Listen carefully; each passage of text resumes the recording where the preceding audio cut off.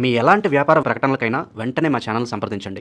Yeah కుక్షి వివరే కృత్వా స్వయం రక్షతి సర్వతః నమామి జననీం దేవీం పరాం ప్రకృతి రూపిణీం కృచ్ఛేన మహతా దేవ్యా ధారితోహం యథోదరే తత్ప్రసాదాత్ జగద్దృష్టం మాతర్నిత్యం నమోస్తుతే పృథివ్యా యాని తీర్థాని సాగరాదీని పర్వతః వసంతి యత్ర తాం నౌమి మాతరం భూతిహేతవే. మాతృదేవో భవ పితృదేవో భవ. ఇప్పుడు మనము జూన్ నెల 2026 సంవత్సరంలో గోచార ఫలితాలు ద్వాదశ రాశుల వారికి ఏ విధంగా ఉంటాయో తెలుసుకునే ప్రయత్నం చేద్దాము. అది కూడా సశాస్త్రీయంగా. ఇందులో నా కల్పనను కానీ మిమ్మల్ని ఇంప్రెస్ చేయడానికి అబద్ధాలు కానీ కోతలు కొయ్యటం ఉంటారు మామూలుగా వాడుక పదంలో, అలాంటివి ఏమీ ఉండవండి. శాస్త్రం ఎంతవరకు చెప్పిందో అంతవరకు మాత్రమే చెప్తాం. మిమ్మల్ని ఇంప్రెస్ చేయడానికి కానీ లేదా మిమ్మల్ని బాధ పెట్టేసి భయపెట్టేసి ఏవో జపాలు తపాలు చెయ్యాలి అనేటటువంటి తాపత్రయం కూడా ఏమీ లేదు. శాస్త్రం ఎంతవరకు అంతవరకు మనం చెప్పడం జరుగుతుంది. ఇది కేవలం గోచారం మాత్రమే. దీని ఫలితం ఒక 10 to 15% ఉంటుంది. నిష్ణాతులైన వారు చెప్తే, మామూలుగా ఏదో సగం సగం తెలుసుకుని చెప్తే అది ఎంత పర్సెంటేజ్ ఉంటుందో భగవంతుడికే తెలియాలి. కాబట్టి మిగతాదంతా కూడా వ్యక్తిగత జాతకం మీద ఆధారపడి ఉంటుంది. కాబట్టి మీ దగ్గర మీ తాలూకు date of birth, time of birth, place of birth ఇట్లాంటివన్నీ ఉన్నట్టయితే వ్యక్తిగత జాతకం రాయించుకోండి. అది 100కి 75% జరుగుతుంది. ఇంకా 10%, 15% ఆ భగవంతుడి చేతిలోనే ఉంటుంది. అంచేత దీనికి మీరు ఏదో ప్రిఫరెన్స్ ఇచ్చేయక్కర్లేదు. ఈ యూట్యూబ్లో చూసి చాలామంది ఫోన్ చేస్తున్నారు. చాలామంది గురువుగారు మీరు ఒక్కరేటి చెప్తున్నారు, అందరూనేమో ఏదో నీకు లక్షలు వస్తాయి, కోట్లు వస్తాయి. ఏమీ రావు నాయన, నీకు కోటి రాదు, లక్ష కూడా రాదు. అంచేత అటువంటివేమి నువ్వు భ్రమలు పెట్టుకోవద్దు. నీ శ్రమను నువ్వు నమ్ముకో, దేవుణ్ణి నమ్ముకో, నీ శ్రమను నమ్ముకో, నిన్ను నువ్వు నమ్ముకో. ఇది నేను చెప్పదలుచుకున్నది. అంటే గోచారం ఏంటంటే, ఈ గ్రహాలు ఏంటంటే మనకి రాబోయేదాన్ని సూచిస్తుంది. అది ఎప్పుడు నాకు పూర్తిగా తెలిస్తే మీకు నేను సూచించగలను. నాకే ఏమీ తెలియకపోతే నేనేం చెప్పాలి? ఏదో కథ చెప్పాలి. అంచేత వాటి మీద పెద్దగా ఆధారపడకండి. వ్యక్తిగత జాతకం మీద ఎక్కువ ఆధారపడండి. అది చాలా వరకు నిష్ణాతులు కావాలి. దానికి కూడా గోచారానికే కాదు, జాతకం రాయాలని కూడా నిష్ణాతులైన వారు ఉంటేనే మాత్రమే జరిగే అవకాశం ఉంటుంది. ఇది గమనించగలరు. ఓకే, ఇప్పుడు సింహరాశి వారికి జూన్ నెల 2026 సంవత్సరంలో గోచార ఫలితాలు ఏ విధంగా ఉంటాయో సశాస్త్రీయమైన పద్ధతిలో మనం తెలుసుకునేటువంటి ప్రయత్నం చేద్దాము. జన్మంలోనే కేతువు యోగించజాలడు. అందులోకి దుష్టగ్రహాలలో ఇది కూడా ఒక గ్రహము కాబట్టి ఇక్కడ ఎక్కువగా మరింత చెడు ప్రవర్తన వైపు, చెడు ఆలోచనల వైపు, మంత్ర తాంత్రిక విద్యల వైపు మనసు ఎక్కువగా ఆకర్షితులవుతూ ఉంటారు కేతుగ్రహం జన్మంలో ఉంటే.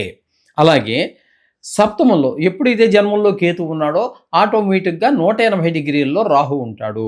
సప్తమ స్థానంలో అప్పుడు సప్తమ స్థానం అవుతుంది అది. కాబట్టి సప్తమ స్థానంలో రాహు ఉండటం వల్ల భార్యాభర్తల మధ్యన విభేదాలు, అలాగే జాయింట్ వ్యాపారం అంటే భాగస్వామ్యంలో వ్యాపారం చేసేవారి మధ్యన కూడా సరి అయినటువంటి అవగాహన లేకపోవటం, తద్వారా వ్యాపారం కొంచెం మందగించడం లాంటి అవకాశాలు ఉంటాయి. ఇది గమనించుకోండి.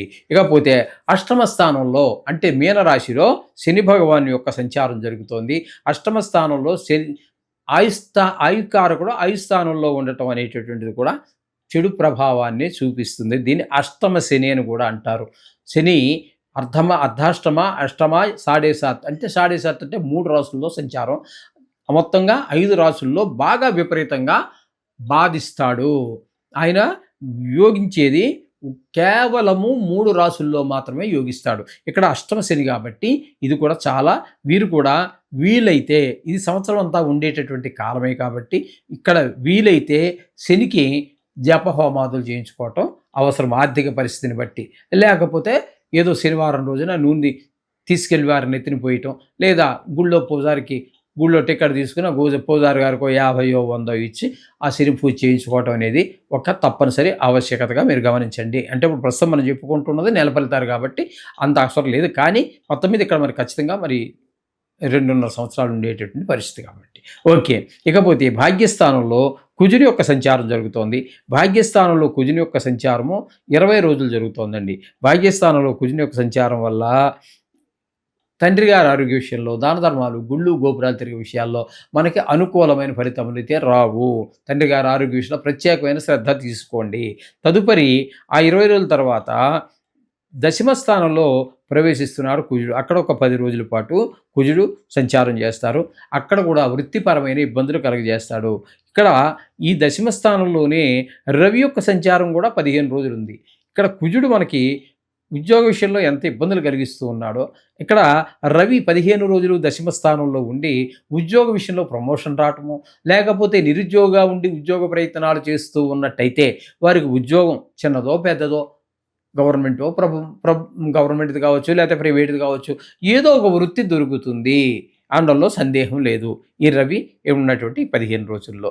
తదుపరి మనం ఇక్కడ తీసుకున్నట్టయితే ఏకాదశి స్థానంలో గురువు ఒక్కరోజు ఉన్నాడు, యోగిస్తాడు. ఏకాదశి స్థానంలో ఏ గ్రహం ఉన్నా యోగిస్తుందని మనం పూర్వకాలం నుంచే మనం చెప్పుకుంటూనే వస్తూ ఉన్నాం. ఇక్కడ శుక్రుడు 8 రోజులు ఉన్నాడు, అయినా యోగిస్తాడు.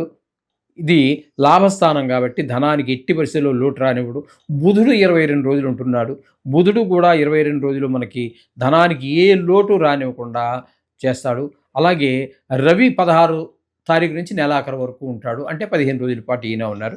ఇక్కడ ఉన్నటువంటి గురువు అయితే ఒక్కరోజు, శుక్రుడు, బుధుడు, రవి కూడా మనకి యోగకారకులే అవుతున్నారు.